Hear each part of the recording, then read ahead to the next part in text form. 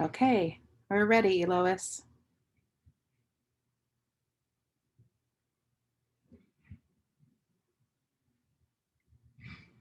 We've begun.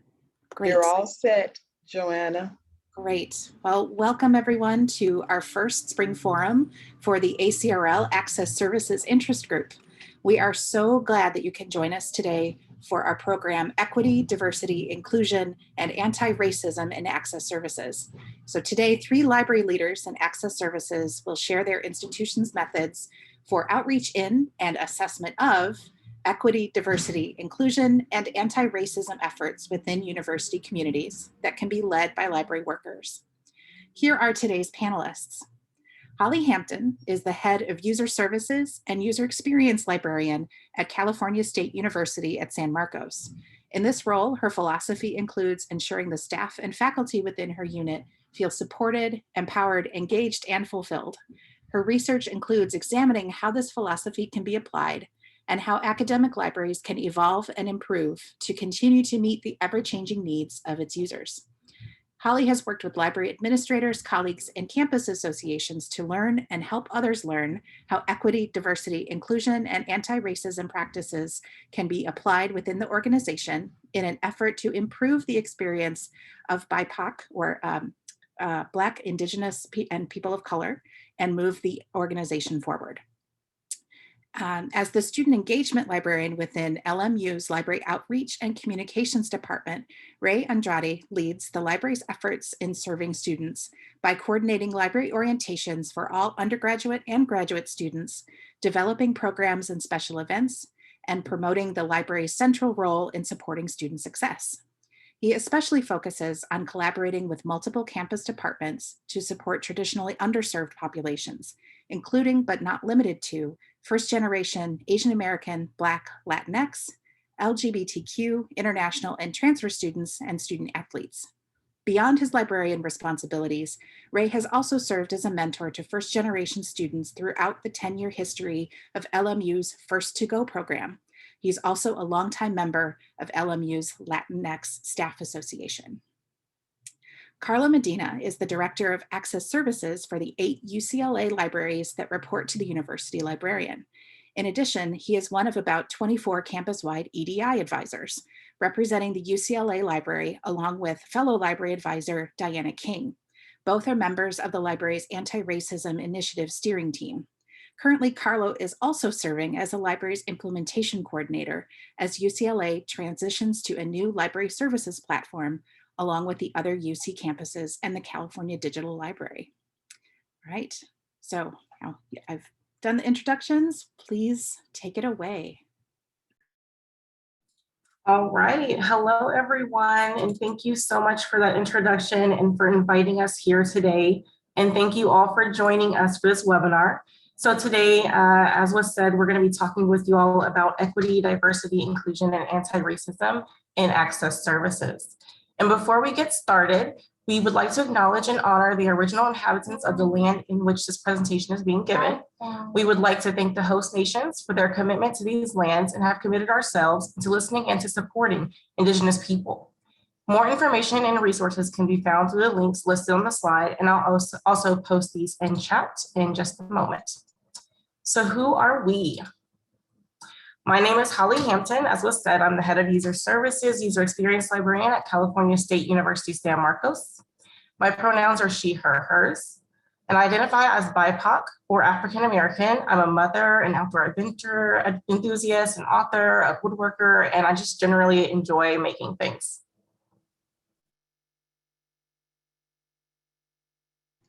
And my name is Carlo Medina, pronoun he, him, his. I'm, as we mentioned earlier, Director of Access Services. I identify as Filipino American, and in my spare time, I enjoy playing the guitar, and I'm probably the oldest middle-aged gamer out there. And happy Wednesday, everybody. Again, my name is Ray Andrade. I identify as a first-generation former student, Chicano, and a father of a 5-year-old little girl who's doing virtual kindergarten as we speak. I'm really happy to be here today. Thank you. So here's an overview of what we're going to be talking about today. So we're going to share our messages that our libraries have released in support of anti-racism and Black Lives Matter. how our libraries and organizations have sought out to educate others about anti-racism, Black Lives Matter, and DEI, which stands for diversity, equity, and inclusion, and how we continue to develop our understanding of these topics and engage in discussions addressing these topics. And I'd also just like to note that throughout this presentation, we're going to be utilizing Poll Everywhere to ask you all to share with us how you and your organizations have done these things as well. And then we're going to share your responses after the presentation with everyone who registered today. So we may not have time to share them live, but we're going to share a link to the real-time results with you. So first, we will share our messages. And as I said, while we're doing this, we're just going to go ahead and launch our first poll. So we encourage you to share your own organization's messages about anti-racism, Black Lives Matter, or DEI to the poll. And you can do this by navigating to pollev.com/HollyHampton689. And you can also text in your response by texting HollyHampton689 to 22333 to join and text in your response. And you can also view the real-time results. We're going to share the link in the chat. So right now, Carlo's going to be doing that. So he's sharing the link to respond now, and then we'll share the link to the real-time results in a moment. So jumping into the messages, I'm going to start by giving you a little bit of context about my organization, CSUSM. So CSUSM is a public, Carnegie classified, community engaged university, recognizing the institution's commitment to engagement through teaching, research, service, and partnerships. We are also an ANAPISI and HSI serving institution, and ANAPISI means Asian American, Native American, Pacific Islander serving institution, and HSI means Hispanic serving institution. And these are often mentioned and considered when we engage in conversations about our campus and the surrounding community. And it's built into the CSUSM culture to value individual and cultural diversity and respect multiple perspectives. So following the loss of the countless Black lives during encounters with the police, my colleagues, Tony Olivas, Lalita Natharaj, and I created a message in support of Black Lives Matter that was reviewed and approved by our library cabinet. And our library cabinet consists of department heads, the dean, and the associate dean. So the message was then sent to our entire library faculty and staff to let them know that we're going to be sharing that message with the public, and that we, so the library leadership and library cabinet, same thing, that we believe that each of us have the responsibility to take action against racism and violence directed toward BIPOC. And then after that, we sent the message to the campus in June 2020. And since then, the message has been added to our list of library statements on our website, and it's been added to the Black Lives Matter LibGuide, which I'm going to talk more about later and share the link with you in a moment. So our Black Lives Matter message lists the next steps that we committed to taking in order to support Black lives. And I've listed these steps here in an abbreviated format for you to quickly read through, but feel free to visit the statement and view that in full at the LibGuide that I'll share. And I'm going to go ahead and share the link in the chat for you if you want to take a look. But with that, I'm going to go ahead and pass it over to Ray. Hi again, everybody. So just like the message on the slide says, this slide is intentionally left blank. So again, I'm from Loyola Marymount University. So just in case anybody here is not familiar with LMU, it is a private, expensive, predominantly white institution. No institution is perfect. And even though we've done a lot of work, even before the pandemic, even before 2020, in respect to DEI, we have had some failures. And this is, I would say, our most prominent failure to post some kind of a statement of solidarity or some kind of a message supporting the Black Lives Matter movement, the Black community, and our own DEI initiatives. So at least at this moment right now, months ago, we did create a DEI task force, and we have identified as the priority creating a statement to express our support for the Black community and our DEI initiatives. Holly, the next slide, please. So as we speak, our DEI task force is working on a statement, and that statement was one of our many recommendations to our management council. So some of the things that we've been doing right now has been basically identifying ways to keep members of management council accountable. So we've developed a progress spreadsheet. So this literally is an Excel spreadsheet where we track every recommendation that we've submitted to Management Council, and we identify specific people or persons who are responsible for taking the lead in doing that.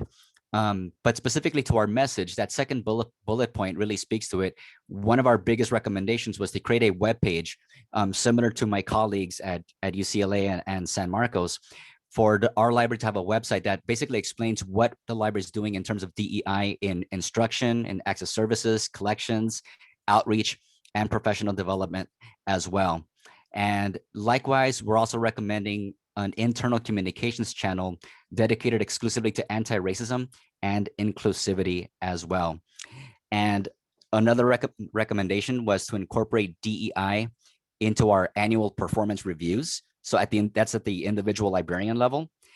Likewise, DEI into the annual department reports, and of course, the strategic plan as well.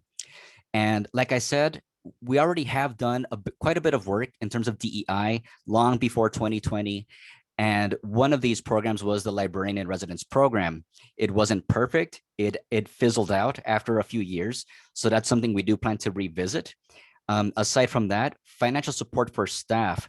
I'm biased in that regard because once upon a time, I was a cataloging library assistant for about 11 years. And myself and about 4 other staff members, we received financial support from the library's budget to pursue a master's and eventually become librarians, either at LMU or at other institutions. We have done collection assessment efforts to basically assess the diversity and inclusivity of our electronic and physical resources. And lastly, our task force is recommending that we become a standing committee because obviously this work does not stop. So that's where I would like to begin as far as talking about LMU. Thank you, Holly. Right.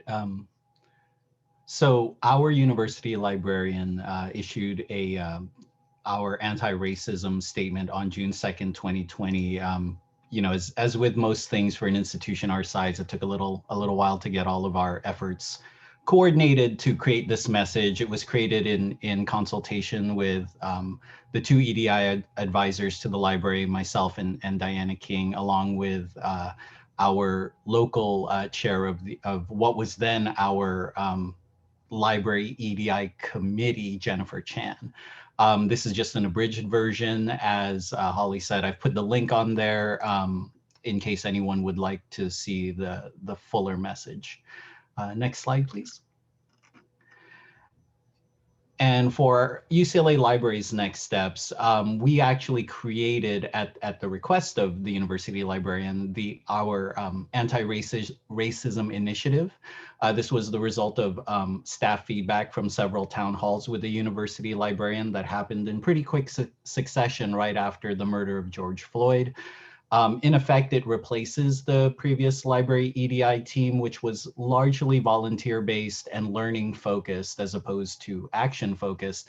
And, you know, unsurprisingly, and I'm sure this happens at a lot of our institutions, that EDI team was a lot of preaching to the choir, right? So a lot of the membership and a lot of the people who attended our workshops were already on board with the message. And some of the folks we'd like to have been there often weren't. So the anti-racism initiative has identified some future goals with regards to anti-racism in the UCLA library. So we formed a steering team, and that is comprised of 14 members.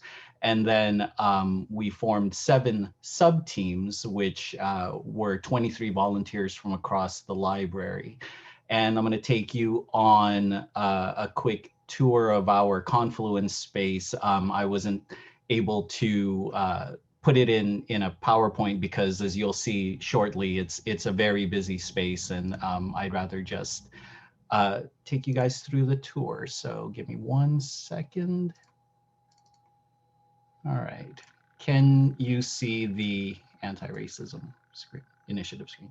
So this is our landing page. It's an internal Confluence space that's restricted to UCLA users. So unfortunately, I couldn't share the link out. but I'm happy to, for anyone who's interested, and at the end of our presentation, our contact information is listed there. I'm happy to share as much as I can with any colleagues who are interested in what we're doing. So the first thing we did was we created a steering team and a steering team charge.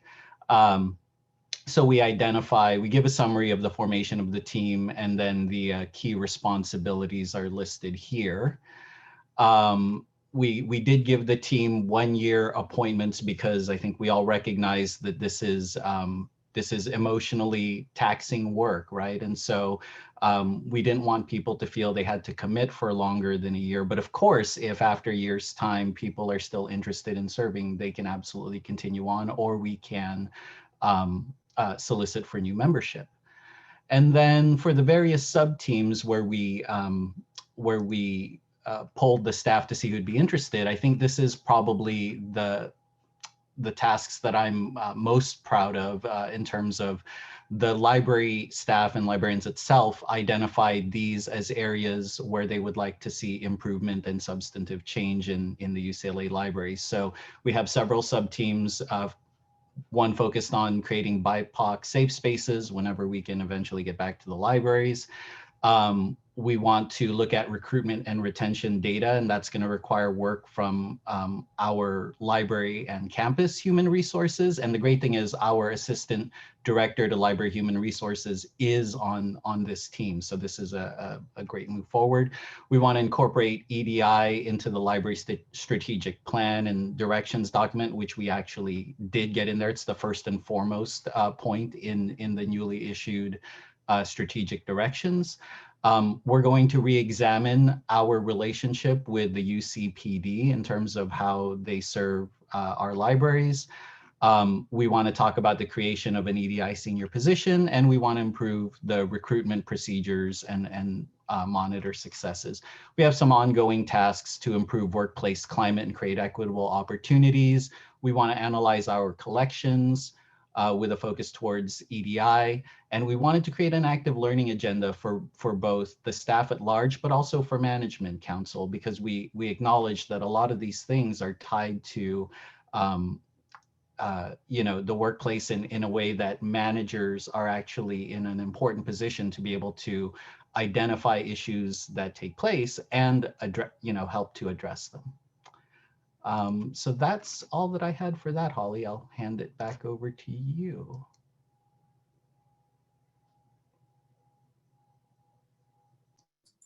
Okay, great. So now we will talk about how our libraries have sought out to educate others about anti-racism and Black Lives Matter. And I'm going to go ahead and open the next poll. So thank you so much for participating in that last one. I saw some great responses coming in. So I just activated the new one, and it's called How Do You Teach? So then you can just share with us how your organizations are doing this, how they're teaching other people about anti-racism and DEI and Black Lives Matter. And then we'll share that link again for you to respond, just in case you missed it. And then we'll also share a link to the real-time results for that as well. So at CSUSM, one of the first things that we did after we released the Black Lives Matter Solidarity Statement was we published a Black Lives Matter LibGuide. So Lalita, Nataraj, and I, we put this guide together, and it contains the library statement, as well as many resources that people who visit can make use of to learn about Black Lives Matter. And those resources include websites to organizations, resource guides, articles, lesson plans, and syllabi, books and ebooks that are in our library's collection, streaming media, including podcasts and music videos, research databases, campus resources, list of Black-owned businesses, and images that folks can share on social media. And then that is pretty much everything that's in there. There's quite a bit, and you can feel free to take a look. So we then held an anti-racist ally training on July 1st, 2020.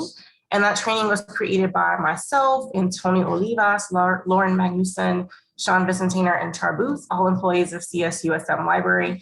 And we gave this training to the CSUSM Library employees, and so our coworkers, and we were hoping to give them a better understanding of anti-racism, white supremacy, the BIPOC experience, common microaggressions that had surfaced in response to Black Lives Matter, misconceptions about BIPOC and Black Lives Matter, and some next steps that the folks could take to become a better ally. And then we hope to, at some point, record the presentation so that we can share it with others upon request. And then we also had received some questions and additional topics that people who attended wanted to hear more about. So we'll probably have another training in the future. And then, so I have the library retreat here. This is specifically one in 2019. So it was before the pandemic, but it's still relevant here. Our dean had a facilitator come in to talk to us about implicit bias. And the objective of that retreat was to understand implicit bias in the library and how to work more effectively with peers, faculty, administration, and library patrons. So we, have been doing this work even before the pandemic, and that's one of those examples.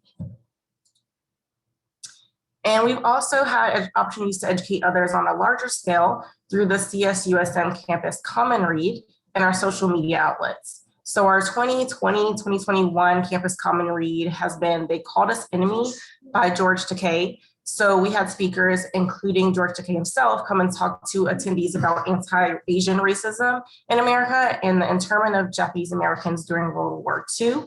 And through our social media outlets, we feature BIPOC by sharing books, quotes, events, and just other relevant information. So we've got our Facebook, our Instagram, our LinkedIn, YouTube, Twitter, all of the social medias, and we're sharing that information there.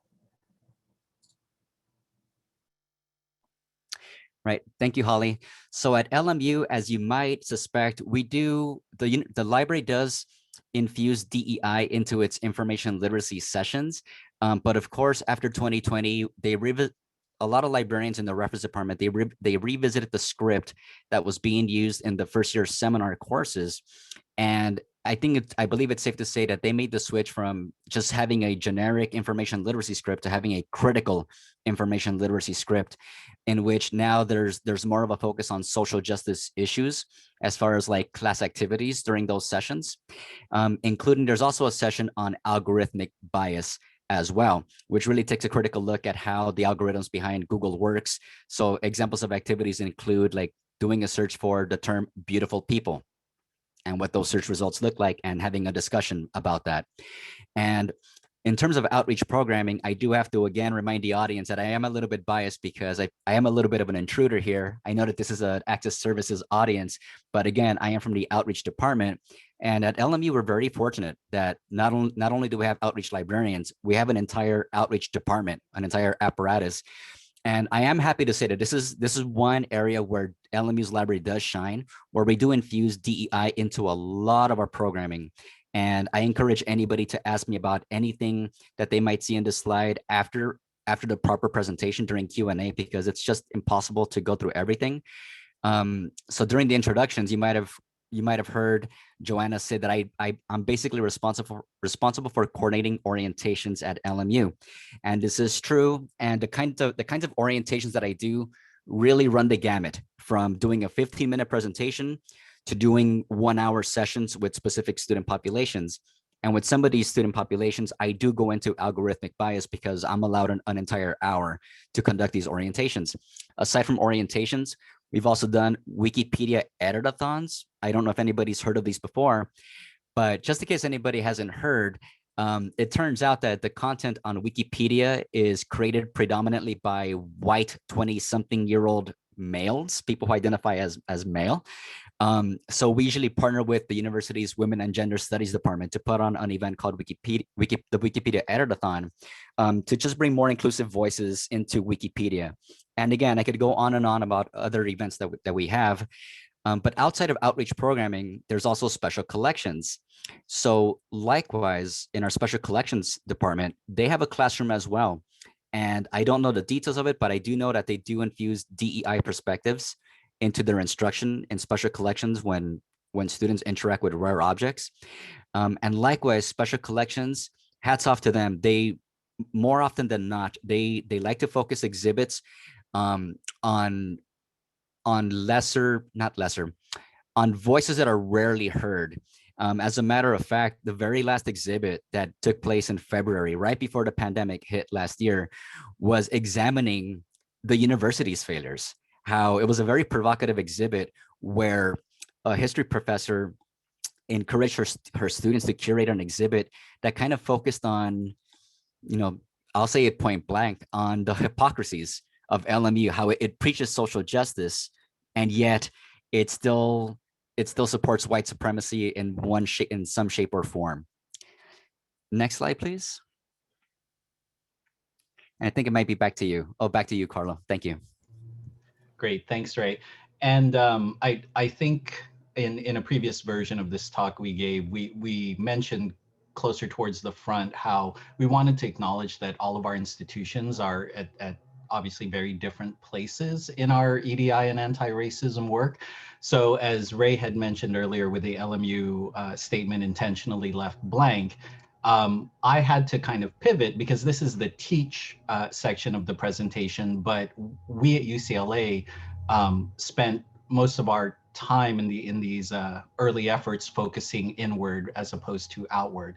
So my slide is focusing more on training through partnerships because we identified for UCLA, it's I believe our full-time employee count is over 400. So that's 400 staff and librarians. And that's a lot of people that we need to get involved in the effort.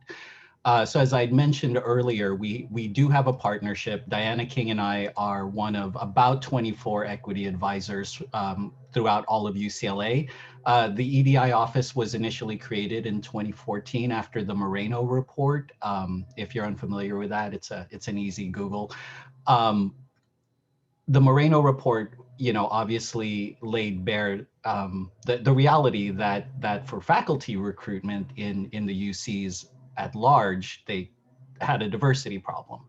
And so the EDI office that was created at I think almost all of the UCs afterwards is primarily faculty focused. So for those who don't know, at UCLA, librarians are academic status, but they are technically not faculty. So with Diana and myself representing both librarians and staff at the EDI office, we're often, I won't say on the outside looking in, but a lot of what the EDI office historically had done from 2014 to 2019-20 was focused very much on faculty recruitment.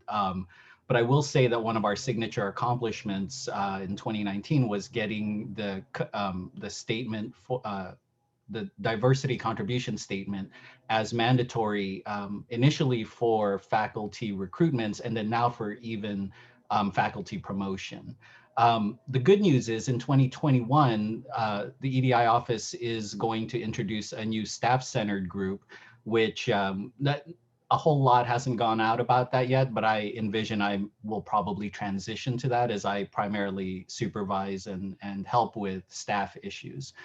In September 2020, we welcomed Dr. Anna Spain Bradley as our new Vice Chancellor for EDI. And another piece of good news, in 2021, the Discrimination Prevention Office, which dealt with faculty EDI issues, and the Staff Diversity Office now report to the same organization and report to Dr. Anna Spain Bradley. And I think a promising thing that came out of our most recent EDI meeting was we have begun initial discussions for what campus-wide training might look like. So for those of you who are in the UC, you know that we have these mandatory trainings we have to take every few years for ethics and for cybersecurity and whatnot. And the question we raised was, why can't we have similar modules for just even baseline definitions like implicit bias, right? So that when departments have these conversations centered around equity, diversity, inclusion, anti-racism, we have kind of this common baseline understanding of what terms like implicit bias means. And I believe I hand it back over to you, Holly.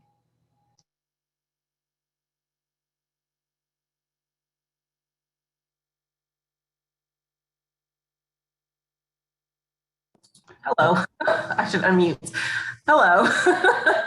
Okay, so now we can speak to how our library employees have continued to engage in discussions and develop their understanding of anti-racism, DEI, Black Lives Matter, and the related topics. And while we do this, we're going to open another poll, where you can share how you all have done this within your organization. So I just shared that in the chats, and if the poll is full, or if it's just easier for you on your end, you can share in the chat your response as well. And I've got the real-time results link and the response link. Yeah, we're good. Okay. So at CSUSM, we've been sharing professional development opportunities with our entire library through our Live All listserv. And we have had a few very well-attended events by a number of folks in the library. And we decided at those events to take some collaborative notes at one of those events, and it worked out really well. Basically, I created a Google Doc and just sent it to everyone who was going to be attending and said, like, hey, take notes in here for your whatever sessions you attend. And we got a lot of information in there. And we've also met within our library to discuss after those events what we learned and how we can apply what we learned in at our library. So that has been really helpful to just attend as a group. And we've also been creating and sharing documents that our colleagues are able to edit and add content to, with the primary ones being the library cabinet anti-racist action steps document. And then we also have the resources, so the anti-racism, microaggressions, bias, race, etc. document. And in the library cabinet document, cabinet members shared what we plan to address anti-racism in the library. We also talked about our personal commitments and our actions that we're going to take to practice anti-racism. And we shared resources, including readings, Black-owned businesses, petitions, and things of that nature in that document.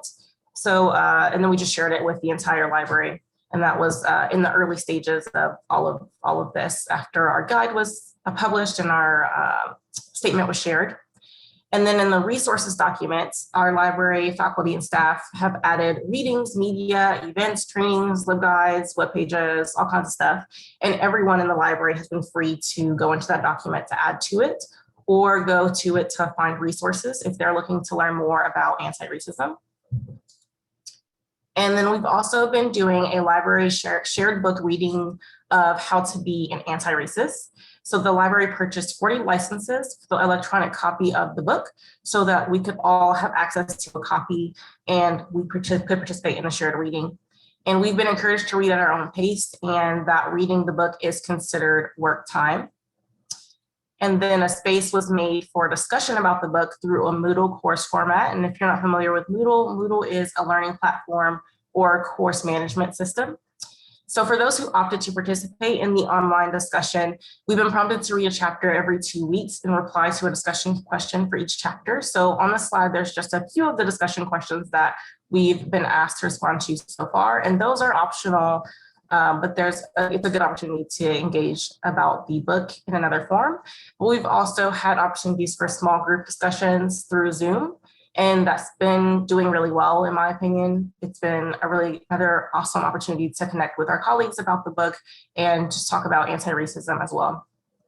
And we have also been encouraged to discuss the book with informal groups within or outside the library. So on August 12th, 2020, Ariel Stevenson from the Office of Inclusive Excellence and Bettina Scott, the director of the New Faces Initiative, facilitated a session to speak to the library employees that identify as BIPOC to talk to us about what we would like to see change in the library so that we are actively anti-racist and inclusive within our library. And since that meeting, we've been able to form a more official BIPOC group for all library employees that identify as BIPOC to opt in and join us for meetings and happy hours. So we hope that this is going to allow us to build a sense of community among the BIPOC library faculty and staff.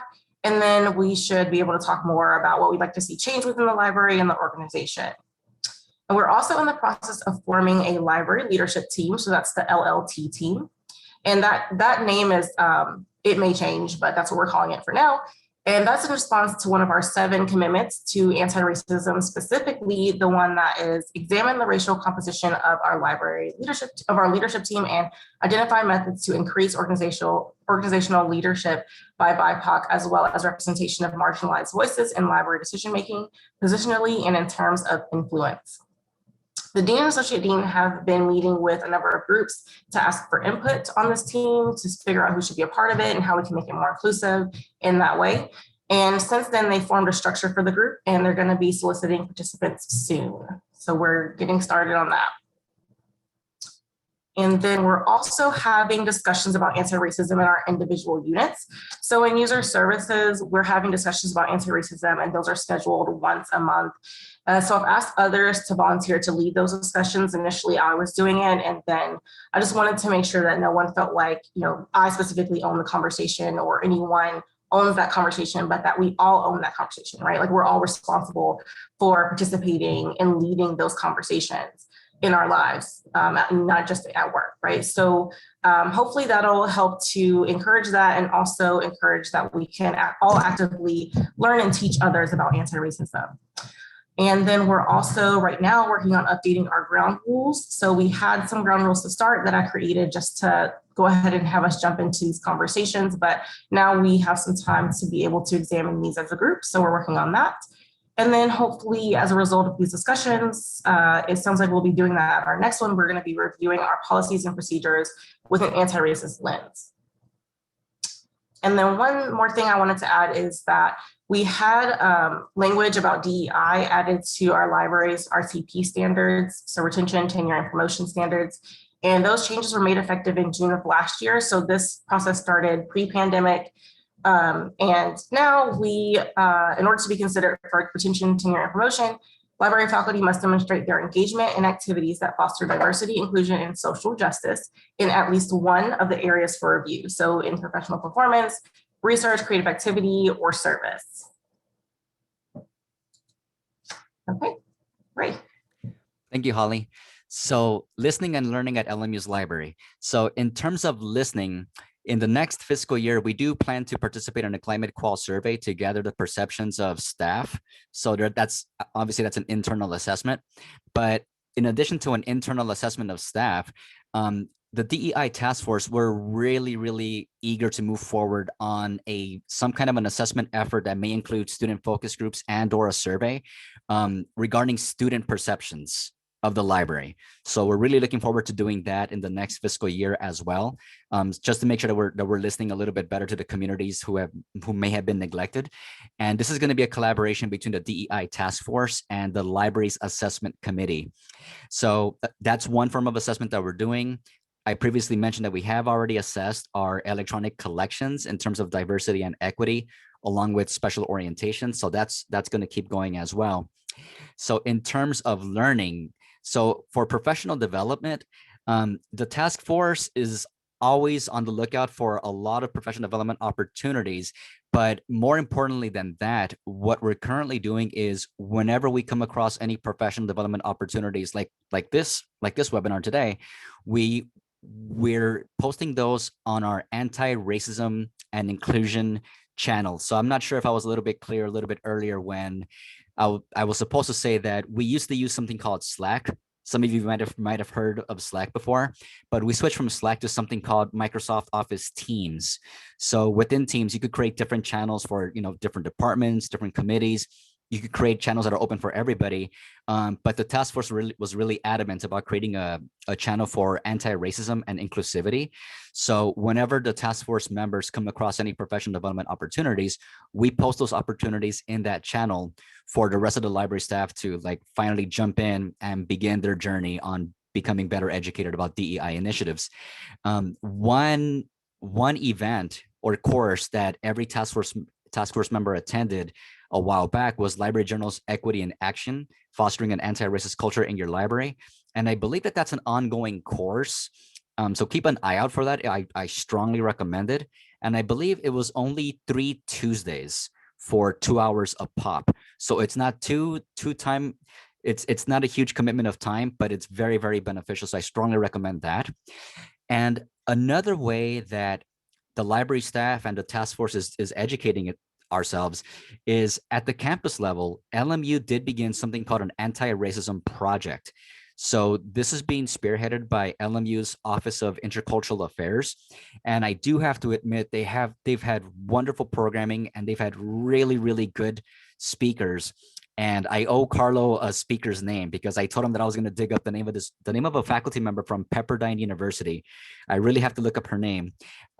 She did a fantastic job at making white folks feel at ease during one of these programs. And I know, like Carlo was alluding to earlier, everybody's beginning at a different point in the journey. And I know that sometimes folks might be afraid of saying the wrong thing, so they would rather say nothing. But if you can identify a speaker who can really help everybody rest at ease and accept the fact that, you know, it's guaranteed somebody is going to say something wrong, but that's okay, because people of color, we could easily identify the positive intention behind words. That's what matters the most.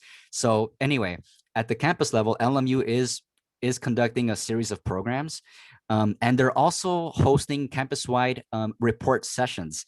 So as you might imagine, different departments on campus have their own DEI task forces or DEI committees. And about once a month, the Office of Intercultural Affairs, they invite 2 departments at a time to basically report out, to share with the campus community what they've done so far in terms of DEI. And that's been really, really helpful, because obviously 500 heads think better than 5, right? It's like, it's better to have more perspectives on these initiatives, because you're guaranteed to come across an idea that you hadn't come across before. So those sessions have been really, really helpful. And lastly, like Holly's institution, we're also doing a book club at the library as well. And Carlo, back to you.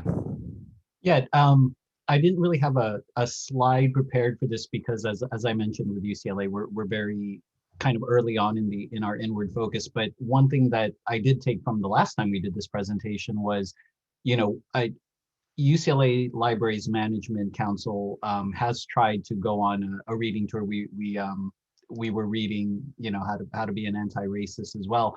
But we kind of identified, I don't know if I would call it a stumbling block, but you know, the racial makeup of our management council is overwhelmingly Caucasian, and I think it was a little bit of a stretch for us to say, you know, to hand out a book and say, okay, read this book and then figure out how you're going to fix your department, because this book has all the lessons you need. That's kind of a huge gap, right? So one of the things we were discussing in the anti-racism teams was how to maybe make smaller, more sort of bite-sized chunks of progress.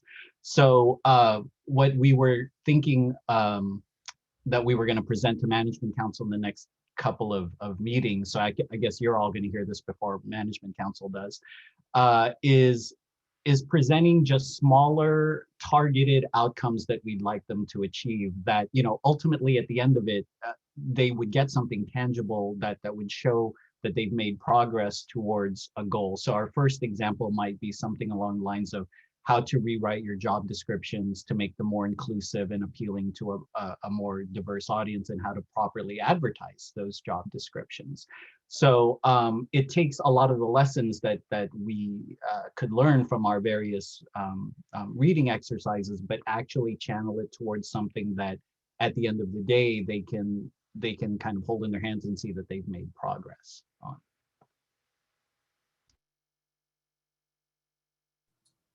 Okay, thank you. So right now I'm sharing our contact information if you want to follow up with us, and then we can go ahead and start taking questions.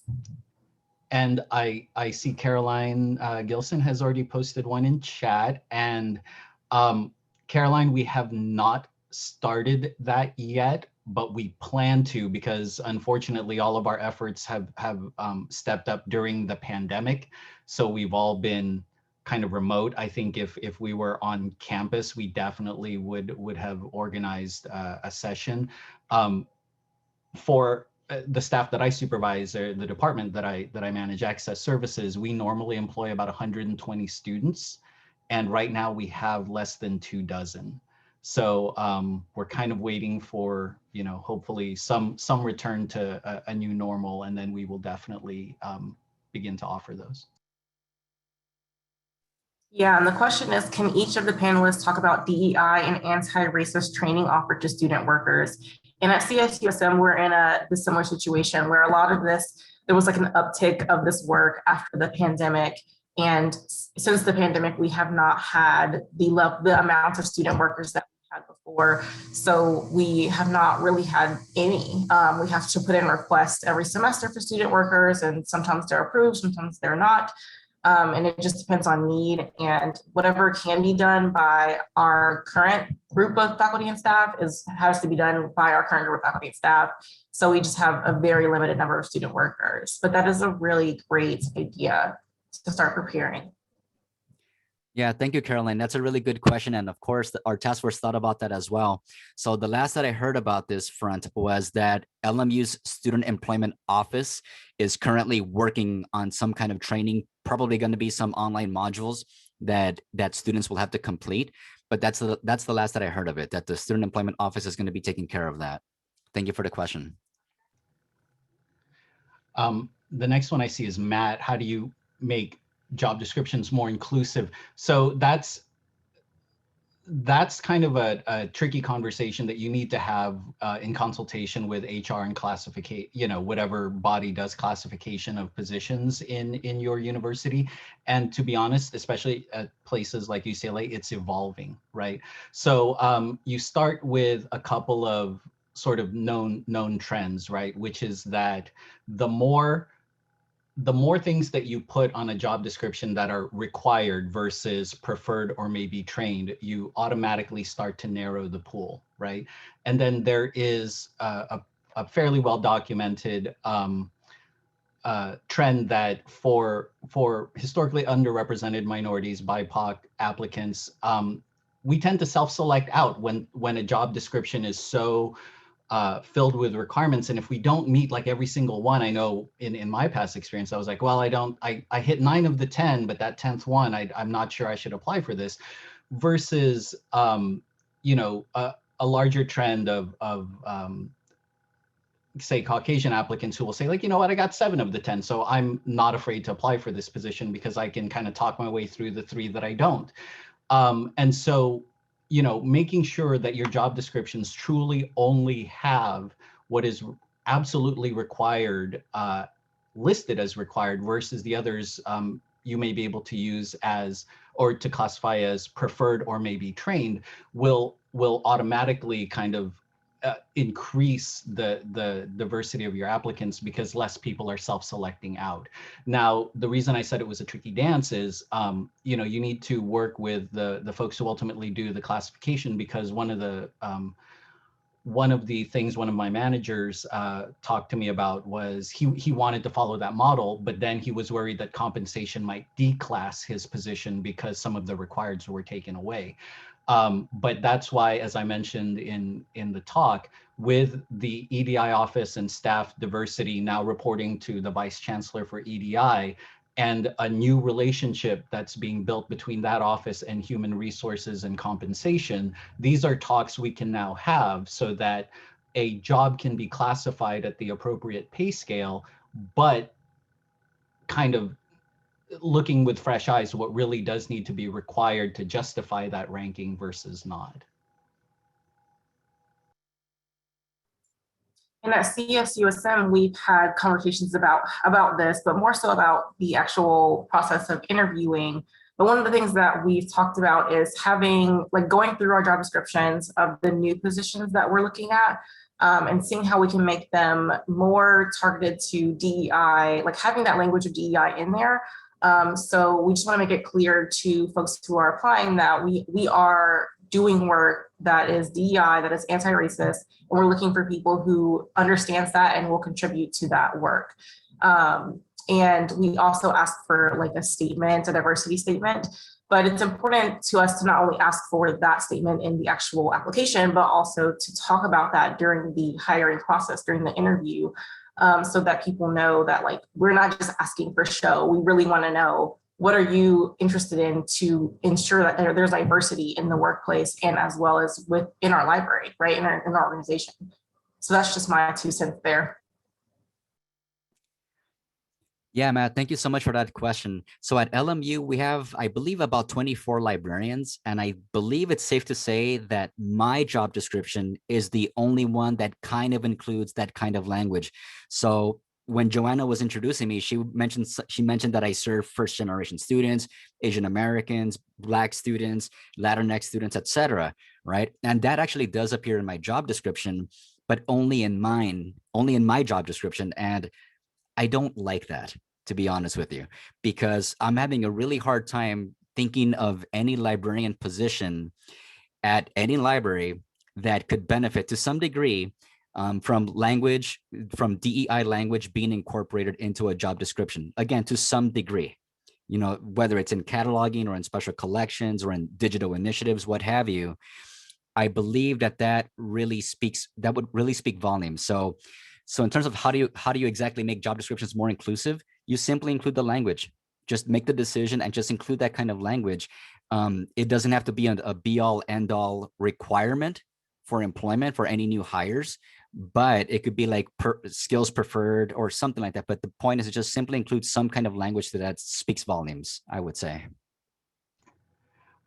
I agree with that. And one of the recent examples, obviously with the pandemic and the budget crunch that a lot of us are under because of the economic situation, there's not been a ton of recruitments done recently, but I know of one for a special collections one at UCLA, where in the description of what the department does, there was a lot of references to diversity, equity, and inclusion, not just in the workplace, but in the collections and the community they serve. So, you know, just even having that at the top level paragraph where it's one of the first things that a job applicant is going to see kind of helps to reinforce that this is what the university and the library is committed towards. Oh, Jillian, I knew you'd ask me a question or you'd ask us one. Did you run into any barriers to getting your DEI initiatives, for example, where you're required to provide research? At UCLA, we didn't run into anything like that. I think we had support from upper level administration, which really helped. I would say if there are any barriers, it's of the passive variety, right? I don't think, I have not been made aware of anyone actively resisting or speaking against our initiatives, but kind of going back to what I mentioned in one of the slides about preaching to the choir, right? Our anti-racism team is over 40 big, which sounds great, but when you consider there's over 400 employees, that's about 1/10, right? And so it's how do we get the folks who need to be at the table but maybe aren't as interested or passionate about the initiatives. That's our biggest barrier. Now, if Holly or Ray wanted to add to that. Yeah, I can add to that. I can't think of really any barriers that we ran into specifically. The most I can think of is just that the folks who are contributing to this work, a lot of them who really have the passion for this, right, are going to be your BIPOC folks. So a lot of that labor ends up falling on BIPOC faculty and staff, and people are talking about how can we be compensated for that work. It's a lot of work and it's a lot of effort. It's a lot. And we want to be compensated. So that is, I would say, the barrier. It's kind of passive in a way, but we definitely need to be putting this at the forefront of our work is, you know, whoever does this work, it's especially if you're going to put it on one or two or whatever, like a group of people, then you need to be thinking about how those people can be compensated or what can be taken off their plate so they can do this work. But it also needs to be spread out over the entire, you know, all of your employees, and that how can they build this work into their everyday life. And that's something that I say all the time. It's not something that, you know, you necessarily have to take something off your plate to do. It's just something that you should do in everything. You should always be considering DEI. You should always be considering how can I be inclusive in this work. So that is, I would say, the only like barrier that we've run into, but it hasn't really slowed us down. We're moving forward. And thank you for the question, Jillian. So any barriers, to be honest with you, the opposite is happening at our library. So it almost feels like they are rolling out the red carpet for anything that the task force is suggesting, to be honest with you.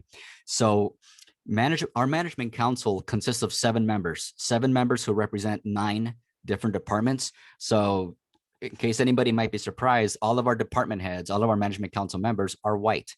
Okay. So, and they're fully aware of that. So their hearts are in the right place. Like they know that they're a completely white entity. So so at this moment right now, anything that the task force has been recommending, it's been fully embraced by management council. The only types of responses that we get sometimes is just clarification on what we might have meant by X, Y, and Z. But other than that, it's always been, the management council has been supportive of everything we've suggested so far. And I also want to mention that, because LMU is a private institution, I sometimes suspect that we're able to get away with things that maybe some public institutions cannot get away with as quickly, because we don't have any bureaucratic red tape to get through. We've always had a culture of yes at our library anyway. So now that we have this moment where a task force is making recommendations, management council is fully on board. So it's just a matter of time until we improve the situation at LMU's library. Thank you so much for that question. Sorry, I see that Andrea asked the question about access services often interacting with police for patron issues. Yeah, so fortunately, we at UCLA had kind of started having these conversations quite a few years ago. Actually, when I first stepped into the role, I inherited a kind of a mistrustful relationship between library staff and the UCPD. And for those who don't know, the UC Police Department is, I believe, technically part of the LAPD, but they actually go through additional levels of training on how to police a university as opposed to just general LAPD training. But the mistrust wasn't due to over policing, it was due to under policing, right? Like library staff and librarians in from about 2010 and earlier felt that if we had patron issues that they felt they couldn't handle, but they called UCPD, UCPD would basically say, well, if it's not technically a crime, we're not coming out, you have to deal with it. So one of the first things I did in like early 2011, 12 was to reach out to both the UCPD, members of the UCPD, I believe it was a sergeant there, and the Community Services Officer Program, which is which partners with the UCPD, but is a non-interventionary, non-lethal force. It's actually primarily staffed by students around campus. And it's actually the CSOs who are around libraries most. We actually have 3 of them that 2 are stationed at our 2 busiest libraries and 1 roves between the other 8. And we actually sought to kind of formalize how it is that we can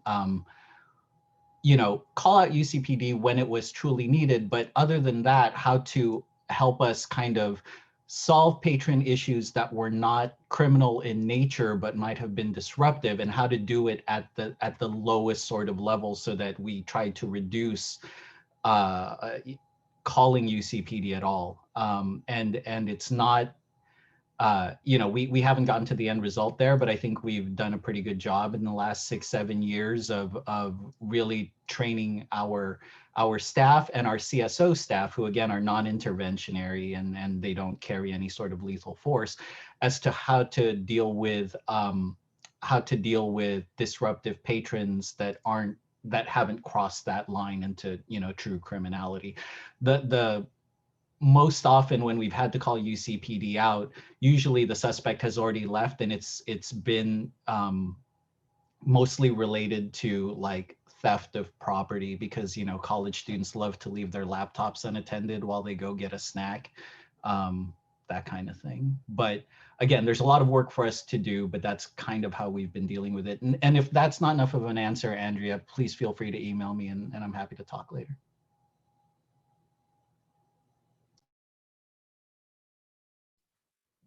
And I think it may be about time for us to pass it back over to Joanna. Yes, thank you. Please, thank you so much for this presentation. Before you all go, I do want to note that our 2 candidates for ACRL Vice President and President-elect are with us. Emily Daly from Duke University and Aaron Ellis from Indiana University Bloomington. And we promise to give them a couple of minutes to introduce themselves before we conclude this afternoon. So thank you for joining us today and for waiting while we took this great Q&A. And thank you. Of course. Thank you so much for having us. I'm here with Aaron. I said I would introduce myself first. I have a few minutes prepared and then Aaron does as well. We totally understand if folks need to hop off the call. That was a really engaging Q&A. So I'm really glad that you were able to have this time together to discuss these important issues. So as Joanna said, I'm Emily Daly. I'm pleased to introduce myself as one of your candidates for ACRL's next Vice President, President-elect. I'm currently head of assessment and user experience at Duke University Libraries in Durham, North Carolina. I started my career at Duke as an instruction and outreach librarian and then served as a liaison librarian. I then became more involved in assessment and user experience and advocated for a position and then a full department in these areas. In terms of how my work at Duke relates to this interest group, throughout my nearly 15 years at Duke, I have worked closely with colleagues in access services and technical services to ensure that access to library resources is as seamless as possible. We collaborate on assessments and ways to enhance access to online and print collections through the library catalog and other discovery platforms. I recently worked with my colleagues in access services to evaluate and improve the library takeout program that we started this summer in response to the pandemic. I worked with collection development and technical services to activate links to Hadi's ETOS materials and then assess use. And I partnered with colleagues in acquisitions and e-resources to identify and address pain points in accessing online journals from off campus, given that so many students and researchers are currently working remotely. I imagine these issues sound very familiar. Interest groups like this one are critical for sharing successes and talking through problems and potential solutions, especially when we must work quickly to evolve and adapt our services as we have this past year. Interest groups tend to be inclusive and welcoming, giving all members an opportunity to learn from each other, solve thorny problems, and build on the excellent work we've begun at our institutions that we would likely be unaware of otherwise. And at nearly 750 members strong, it's evident that the Access Services Interest Group is meeting a need. So a little bit more about my involvement in ALA and ACRL. I started in ACRL and ALA, as an emerging leader soon after I started at Duke, and then became involved in LIDA and ACRL, where I was particularly involved in the University Library section. I've also been on the CNRL News editorial board and involved in numerous discussion groups and interest groups like this one over the years. In 2016, I was honored to be elected to the ACRL Board of Directors, where I served a 4-year term that wrapped up this past June. It was through this experience that I learned not only about ACRL's far-reaching work and impact, but also about how ACRL fits inside of ALA. While on the board, I had the opportunity to serve alongside incredibly dedicated librarians from across ALA on the steering committee on organizational effectiveness, which some of you might recognize as SCOE or Forward Together. SCOE was charged to review and reconsider ALA's governance structure and then propose changes to vitalize its success as a 21st century association. I am currently on ALA's Constitution and Bylaws Committee because I want to help see these changes through. I believe that SCOE's recommendations will help preserve what current ACRL members love about our association and also make both ALA and ACRL even more relevant and more equitable for all members. In addition to my work on SCOE, I am proud of the work that the ACRL board and member leaders like yourselves have done to develop and advance the core commitment to equity, diversity, and inclusion. I am encouraged that EDI issues have remained front and center for the board, and the core commitment is being infused throughout the entire association, just as you've just demonstrated. And you're not alone in this demonstration. Many of ACRL's communities of practice are currently addressing issues of equity, diversity, and inclusion, and most recently, systemic racism. It is energizing to consider what all of the EDI task forces, committees, interest groups across our association, and then across all of ALA could do if we were to align our work even more closely, develop a shared vision and strategy, and leverage that combined expertise and experience. I am committed to being among the many ACRL members who will contribute mightily to this effort. So with the potentially seismic shifts in ALA's governance and the imperative to advance ACRL's commitment to equity, diversity, and inclusion, there is so much rich and important work to be done, and I would be honored to be a part of it. If I am elected to serve as your vice president, president-elect, I will listen to current and prospective members' needs and concerns. I will build on training resources like ACRL's roadshows, webinars, and publications that the association has become known for, and that I believe will become even more critical in these current times of reduced budgets and travel restrictions.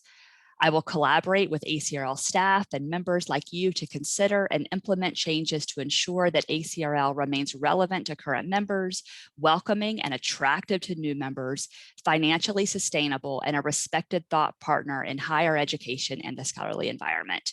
I invite you to learn more about both Aaron and me and then vote in the ACRL elections next month.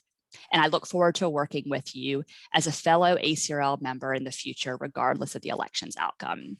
So I know I went through that really quickly, but I want to make good use of your time and hand things over to Aaron. So thank you again for having me. Thank you, Emily, and good afternoon, everyone. Thank you so much for giving us a little bit of your time and inviting us to your session today. I'm really grateful for the opportunity to introduce myself and talk a bit with you. So I am Erin Ellis. I am running as a candidate for Vice President, President-elect of ACRL. I am currently the Associate Dean for Research and Learning Services at Indiana University in Bloomington, and I've been here since April of 2018. The Access Services Department is a part of my portfolio here, and I am regularly engaged with them and all of their work. Our Access Services teams are often the library's front door and sometimes the first and only points of engagement people have with our spaces. So they're a valuable and critical resource. And they, along with technical services and our acquisitions teams, are essential core services that enable a plethora of patron support services.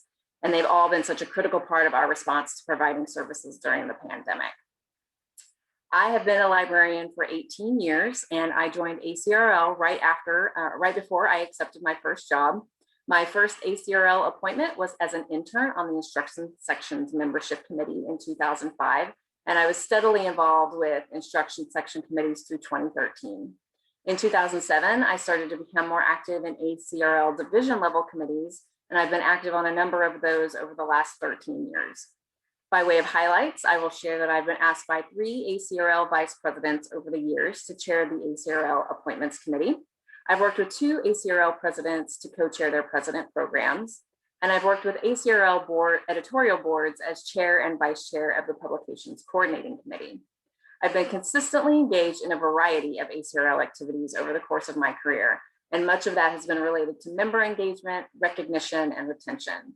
I have extensive experience in the fundamental recurring committee activities that advance the plan for excellence goals. And through my various roles, my understanding of ACRL has been enhanced, and I've gained experience with the broader complexities of operating a responsive and healthy professional association. I'm deeply acquainted with member issues and concerns, as well as the opportunities and challenges that ACRL faces as it responds to member needs, social and financial challenges, recent changes in ALA and ACRL leadership, and the ALA Forward Together Pathway to Transformation and Pivot strategy that will influence the future of ACRL. I have been generally just so impressed with the work of ACRL's interest groups, and yours is no exception. I want to commend this group on 2 things in particular. First, you've done such a great job over the years with your virtual online forums, and this one this afternoon was absolutely fantastic. I'm sorry that I couldn't hear the whole thing. The Q&A was fabulous.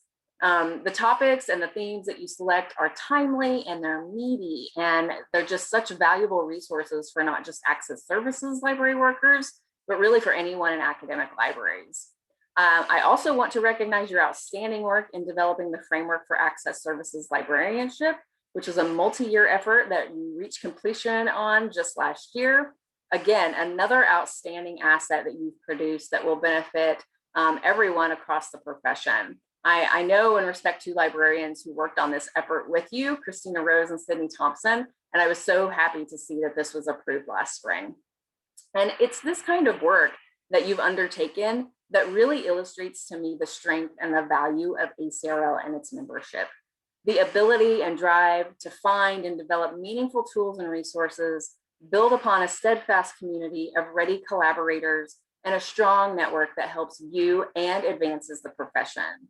I have found community in several ways through our association, and it's made me a better librarian, a better colleague, and a better advocate. So a little bit just about why I'm running. Libraries have been operating against a backdrop of great challenge for decades. reduced budgets, questions of relevance and value, and more presently, the pandemic and issues of equity and division in our communities and our country. Now more than ever, we need ideas and action for real and lasting change. So like many of you, I'm sure, I find myself always asking, what can I do and how can I make a difference? So after learning that I've been nominated to run for this office in an association that's meant so much to me and empowered me and given me so much, I thought perhaps this is a place where I could make a difference in the association itself and for academic library workers and the profession more broadly. If elected, the 3 areas of vital importance to me will be to 1, continue to build upon our advocacy and leadership in creating and sustaining open and inclusive scholarly environments. 2, ensure resources for the ongoing cultivation of our essential programs and services, everything from the Roadshow series to the Diversity Alliance to our publications. And 3, continue to prioritize and strengthen ACRL's investment and commitment to equity, diversity, and inclusion. With leadership from members like you, ACRL is taking steps in the right direction, with actions like the recent announcement of membership funds for Black, Indigenous, and people of color library workers, and the Joint Cultural Competencies Task Force that's working on a draft for a framework for racial equity proficiencies. But as Emily said, much work remains. We have colleagues all across ACRL who are undertaking this work across ALA and in other higher education associations, and I am eager to collaborate with them and learn from them in this effort. So that's a little bit about me and my candidacy. I hope that you'll take a little time to check out the profiles of me and Emily on the ACRL's elections webpage. And again, thank you so much for your time, and I look forward to an opportunity to work with you. Thank you so much for joining us today, Emily and Aaron, and for introducing yourselves to our group, and for waiting while we had a very active Q&A session. I truly appreciate that as well. So I did want to say that on behalf of all of us in the ACRL Access Services Interest Group, please join me again in thanking our presenters. 2 of them had to leave for other commitments for their presentation for us today. And many thanks to Elois Sharp from ACRL for hosting our session and providing that all-important technical support to us. We are so glad that you made the time to be a part of our virtual forum, and join us again on March 4th for our next program. And I'm putting the link again in the chat for Dude, Where's My Yes? It's March 4th at 1 p.m. Central Time, 2 p.m. Eastern.